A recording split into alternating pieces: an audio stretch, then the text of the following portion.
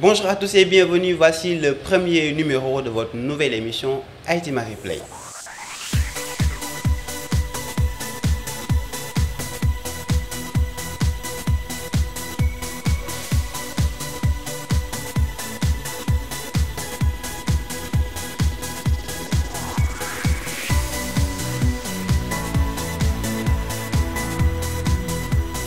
IT Marie Play, c'est le rendez-vous des technophiles que l'on vous propose désormais sur itmag.sn, également sur les réseaux sociaux. Il sera question de traiter ce qui a fait l'actualité du secteur des technologies. On va essayer de décortiquer un peu, expliquer certaines choses parfois compliquées, pas faciles à comprendre du secteur. Donc à travers plusieurs rubriques, en commençant par la revue du web, voir un peu ce qui a été traité par les sites web du secteur, le coup de cœur, le coup de gueule, la rubrique Le saviez-vous, et puis pour terminer en beauté, la dernière, ce sera arrêt sur image. Pour démarrer la revue de presse web, nous parlons un peu du lancement de la phase pilote de la plateforme collaborative Concret. Alors cette plateforme qui a été lancée par la firme Bobob Entrepreneurship qui s'appelle Concret, qui a pour objectif de proposer à terme un outil qui répond le plus exactement possible aux besoins des acteurs de l'entrepreneuriat au Sénégal. Alors c'est à l'issue donc d'une sélection rigoureuse de soixantaine de projets, 15 projets ont été retenus et qui seront donc cochés pendant 6 mois, qui permettront de trouver un modèle économique, de travailler sur les études de marché, de développer donc leur base de clientèle et puis éventuellement trouver donc des financements. Alors parmi ces projets, nous pouvons trouver par exemple des startups qui évoluent dans les jeux vidéo, la domotique, l'énergie, le transport, le paiement mobile, l'éducation, l'architecture d'intérieur, le courrier hybride, etc. Donc ce sont des structures, des petites startups, des entreprises créées par des jeunes donc qui seront accompagnées par Bobob Entrepreneurship pendant 6 mois. Alors pour plus d'informations, je vous invite à visiter le site concret.sn. Autre information, la fibre optique partout au Sénégal. En tout cas, c'est le souhait de Sonatel qui a démarré donc le projet de pose de câbles fibre optique donc pour l'axe Tambacounda, Kédougou, Moussala. Voilà, c'est le nom, Moussala, TKM, FO, donc FO comme fibre optique. Donc sur une distance de 371 km. Donc l'objectif est d'augmenter donc la connectivité dans la région de Tambacounda et celle de Kédougou, qui donc dans le cadre de son programme d'investissement visant à moderniser ses infrastructures de télécommunications pour un coût de 2 milliards de francs CFA. Trop d'opérateurs en Côte d'Ivoire. Oui, c'est une évidence parce qu'en Côte d'Ivoire, il existe à l'heure actuelle 6 opérateurs. Parce qu'au Sénégal, il y en a combien? 3. Il y a Orange, Tigo et Expresso. En Côte d'Ivoire, ils sont trop nombreux. En tout cas, c'est l'avis des autorités. Le ministère donc, des TIC de la Côte d'Ivoire a demandé donc, aux petits opérateurs de se regrouper donc, au sein d'une seule entité pour faire face à la concurrence. Bon, c'est vrai, il y a MTN et Orange qui sont les leaders, qui occupent à deux 35% chacun, donc près de 35%, ce qui fait 70% pour les deux opérateurs. Le troisième opérateur à arriver, c'est Etisalat qui occupe lui 20%, donc ce qui fait que les 10% restants sont partagés par Café Mobile, Green Network et Comium, donc Côte d'Ivoire. Donc les autorités leur demandent de fusionner pour au moins se battre face à la concurrence et puis faire en sorte qu'il y ait 4 grands opérateurs mobiles, en tout cas du secteur donc, de la Côte d'Ivoire. En Afrique, toujours, le Burkina Faso, pionnier sur le Open Data. Alors, Open Data, c'est quoi? Ce sont les données ouvertes, les données non sensibles donc qu'on met à la disposition du public, de la société civile, par exemple, les statistiques, certaines informations que le gouvernement a produites, qu'il met en ligne. En France ou aux États-Unis, c'est vraiment devenu une réalité, les données ouvertes. Même au Sénégal, avec le site web servicepublic.gouv.sn que vous pouvez visiter, qui donne donc certaines informations. C'est un peu le début des données ouvertes. En tout cas, le ministère du développement de l'économie numérique des postes donc du Burkina a annoncé que son pays vient de se doter donc d'un système de données gouvernementales ouvertes sur Open Data. Alors, soutenu financièrement par la Banque mondiale, donc financièrement et techniquement par la Banque mondiale, ce projet Open Data devrait permettre de résoudre les problèmes liés à la disponibilité des données. Donc, ce projet encourage la mise en disposition des données non sensibles produites par les administrations privées ou la société civile sur une seule plateforme. Voilà, Orange Money au Mali, voilà, les clients subissent parfois des fraudes. Hein. Ce qui se passe au Mali avec Orange Money, ce sont des actes criminels, hein. C'est la cybercriminalité. Alors, qu'est-ce qu'ils font? Ils identifient quelques clients qui disposent donc, qui utilisent ce service Orange Money. Ils se rendent, donc les bandits, hein, ils se rendent dans une agence Orange Mali. Et qu'est-ce qu'ils disent? Ils disent qu'ils ont perdu leur téléphone.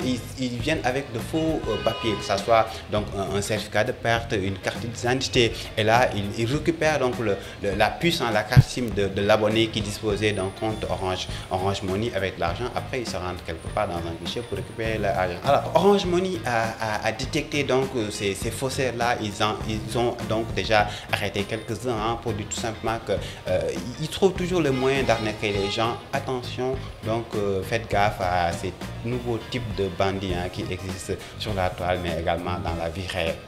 Plusieurs sources indiquent que désormais Microsoft est sur le point de supprimer, de se débarrasser de ces deux marques. Bon, vous vous souvenez, Microsoft a racheté Nokia il y a quelques temps. Alors, ils ont même racheté Skype, hein, je reviens sur ça. Alors, ils ont décidé que sur les prochains téléphones qui vont sortir, il n'y aura pas la marque Nokia, mais plutôt Windows.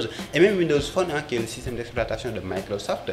Alors, sur les mobiles, alors, ils vont carrément essayer d'enlever ça. Hein. L'objectif donc de Satya Nadella, en tout cas le président, le PDG de Microsoft, il a précisé que Microsoft va rationaliser la prochaine version donc de Windows à partir de 3 systèmes d'exploitation dans un système donc d'exploitation de convergence pour tous les écrans. Alors l'objectif de Microsoft est simple, hein. Ils veulent qu'il y ait un seul système d'exploitation, que ça soit que vous êtes sur une tablette, sur un smartphone ou bien tout simplement sur un ordinateur, que ça soit un seul système, un seul nom, et puis voilà, ils vont faire disparaître Nokia et tout sera regroupé à partir d'une seule interface. Apple dévoile les iPhone 6 Plus et Apple Watch. Non, on ne pouvait pas, sérieusement, on ne pouvait pas faire cette émission sans parler de la sortie donc des nouveaux téléphones d'Apple. Par exemple, pour l'iPhone 6, c'est du 4,7 pouces, l'iPhone 6 Plus, c'est du 5,5 pouces, qui est très proche donc du téléphone sorti récemment, de la phablette, hein, on appelle ça phablette, du téléphone tablette sorti récemment par Samsung, c'est la Galaxy Note 4 qui fait 5,7 pouces. Aussi, il y a la montre connectée, hein. Apple ne pouvait pas donc suivre cette nouvelle vague de montres connectées que LG a sorti, Motorola en a sorti, Samsung avec sa Gear, hein. Donc iWatch, on s'attendait à un iWatch, en fait tout le monde s'attendait à un iWatch, ils ont appelé ça Apple Watch avec vraiment des révolutions, mais cette montre sera commercialisée à partir de 2015, donc c'est juste un prototype qui a été testé par la presse spécialisée, mais en attendant, on va voir donc ce que va donner le téléphone iPhone 6 et iPhone 6 Plus. Il y a aussi Apple Pay, j'allais l'oublier, hein, Apple Pay qui est donc un système de paiement sans contact, hein, qui utilise le NFC. Donc aujourd'hui, hein, Apple est en train de rentrer donc dans ce créneau. Bon, il y a Google Wallet, donc Google était dans ce secteur depuis longtemps. Le paiement à partir du téléphone, parce qu'ils disent qu'avec les cartes bancaires, ce n'est plus sécurisé maintenant. Ils sont en partenariat avec beaucoup de banques, hein, des États-Unis dans un premier temps, ensuite pour l'Europe et puis pourquoi pas pour le reste du monde. Peut-être un jour au Sénégal, on sera en mesure de payer à partir de son téléphone, qui sait. Skype fait tomber les barrières de la langue. Alors, c'est une révolution, hein. C'est toujours Microsoft qui l'a lancé. C'est un module qui va s'intégrer dans Skype, qui aura pour objectif de traduire en temps réel une conversation. En tout cas, c'est un module qui sera déployé d'ici la fin de l'année selon Microsoft. Donc, nous attendons ce que ça va donner. En tout cas, c'est une révolution si ceci s'avérerait donc fonctionner normalement. Votre smartphone perdu peut désormais vous appeler. Genre quoi? Il vous appelle: allô, c'est moi ton téléphone, tu m'as perdu. Voilà, en fait, c'est un dispositif qui existe déjà, hein, sur certains téléphones, par exemple le verrouillage à distance, par exemple faire sonner ton téléphone à distance, effacer les données, faire la localisation du téléphone.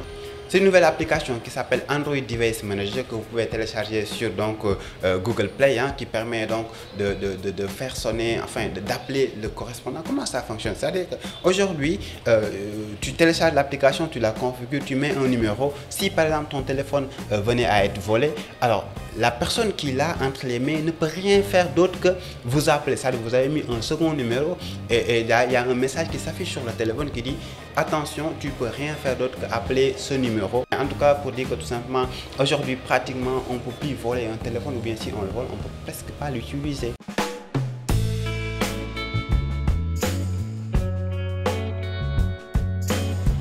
Le coup de cœur de la semaine. Alors, le coup de cœur, c'est c'est un article que j'ai trouvé sur le site des Gigantech. Alors les Gigantech, c'est une communauté de jeunes filles et de jeunes femmes alors, qui évoluent dans le secteur des technologies. Hein. Leur objectif est vraiment de faire de la sensibilisation, encourager les jeunes, donc la jeune féminine à utiliser la technologie. Alors un article très intéressant qui parle donc d'un ordinateur monté monté à travers donc des outils de récupération. Ça s'appelle Jerrycan, donc plus connu sous le nom de Jerry. Hein. C'est un projet, c'est un concept qui est né à Paris. Le but c'était justement de créer des serveurs parce que en fait des jeunes étudiants, des jeunes élèves qui voulaient mettre en place un serveur informatique, ils n'en avaient pas les moyens. Ils ont récupéré un peu des composants ça et là et puis ils ont à partir d'un bidon, hein, je parle de bidon, hein, et là ils ont tout simplement monté un ordinateur. Alors il y a la recette miracle, hein. C'est une recette très extraordinaire hein, que vous pouvez trouver sur le site donc, des Gigantech. Je mettrai le lien en bas de cette vidéo et puis là vous pourrez chez vous à travers des outils du matériel de récupération monter vous-même un ordinateur et pourquoi pas un serveur.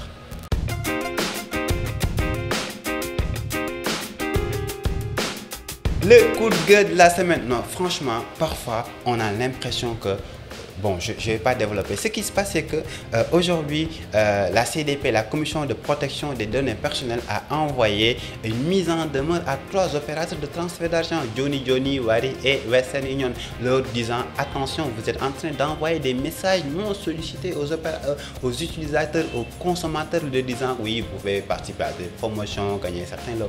Alors, il n'y a pas que ces opérateurs de transfert d'argent qu'ils font, même les opérateurs de téléphonie. Qui d'entre vous n'a pas reçu un SMS en pleine nuit, quoi. C'est des choses, il n'y a pas que ça, il y a surtout les SMS de promotion, des SMS publicitaires, mais il n'y a pas que les opérateurs qui le font. Parfois, il y a des entreprises qui collectent ça et là, des numéros de téléphone portable qu'ils envoient des publicités. Alors, la CDP est là pour dire stop, attention, vous n'avez pas le droit d'envoyer des SMS non sollicités. Et puis, bon, ces opérateurs, que ce soit transfert d'argent, téléphonie, etc., doivent demander l'aval donc de l'utilisateur pour que est-ce qu'il doit accepter ou est-ce qu'il veut accepter ou pas ces SMS, ou bien lors du premier envoi de SMS vous mettez en bas donc du message pour ne plus recevoir ce message, envoyer par exemple stop ou réponse, quelque chose comme ça vous n'allez plus recevoir ce message, mais ça n'arrive pas tout le temps.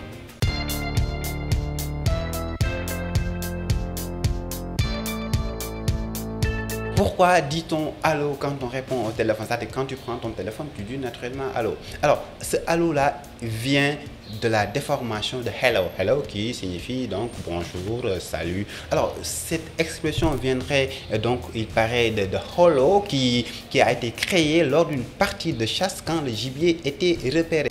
Selon la légende, Thomas Edison, inventeur du télégraphe et du phonophone, serait le premier à utiliser hello au téléphone.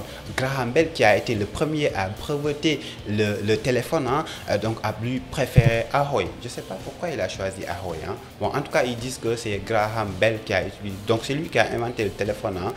En tout cas, c'est lui qui a été le premier à breveter le téléphone. Lui, il disait Ahoy. Donc, comme les navires, pas. Aujourd'hui, de nombreuses langues utilisent le mot allô au téléphone, sauf dans quelques pays. Hein. Par exemple, au Japon, ils disent moshi moshi.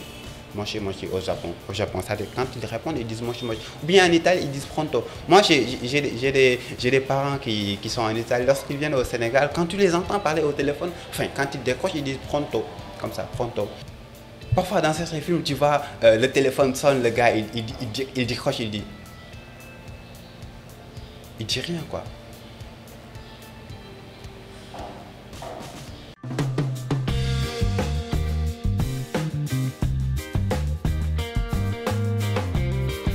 L'Afrique, le futur paradis du big data pour Facebook. Alors, c'est une image intéressante que nous avons trouvée sur Facebook, que Facebook a publié. C'est une infographie qui dit que depuis juin 2014, plus de 100 millions d'Africains se connectent sur Facebook chaque mois. Et sur ces 100 millions, figurez-vous, 80% utilisent un mobile. Selon toujours donc cette infographie, plus d'utilisateurs africains utilisent le mobile qu'en Europe ou aux États-Unis. Et puis 70% de ces utilisateurs ont moins de 25 ans. Voilà, c'est la fin de IT Replay. On se donne rendez-vous pour un autre numéro. En attendant, restez connectés et merci à tous.